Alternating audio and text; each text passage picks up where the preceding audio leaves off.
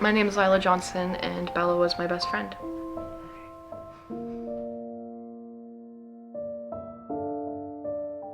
Bella was a best friend. She was a companion. She was someone that was there for me to walk me through life in a way. She was like an older sister in a lot of ways. She was a lot to different people.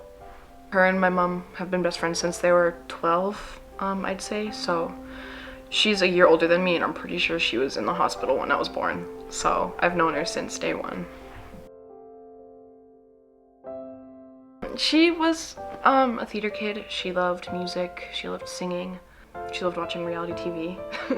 She loved to drag race. But yeah, she loved people. She was a big people person. I think that she was her own role model in a lot of ways. I think that she was her own person, like almost completely. Like I'm sure she was inspired by people, but she was Bella. She based herself off of herself, not anyone else. I forget exactly when. I believe it was June of 2021. I just come back home from going to see this like really cool, like old-fashioned like mansion. It was beautiful and it was such a great day.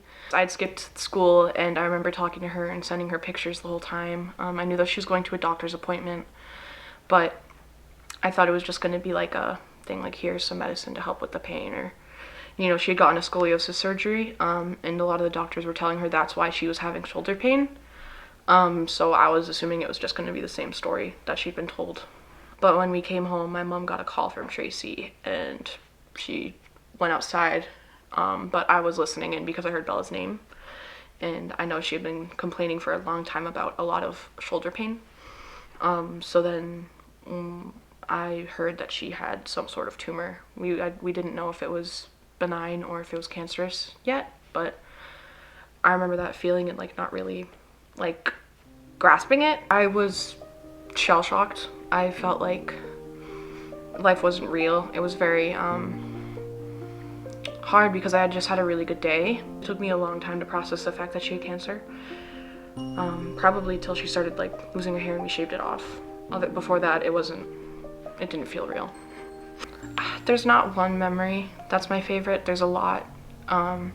Like a feeling, I think, is the biggest thing that I miss and think about with her, is like all the times we'd watch Dance Moms together or Euphoria, or the fact that she was always there and like no matter what, like she'd be here at the drop of a dime, and I miss that in that part of our friendship. Her personality grew like a lot throughout the cancer. I think it was the cancer and also just like the stage of her life where she was 14 and 15 or whatever, and she was like coming into herself, and she really loved to like do makeup. She loved to just stand out and wear pretty outfits.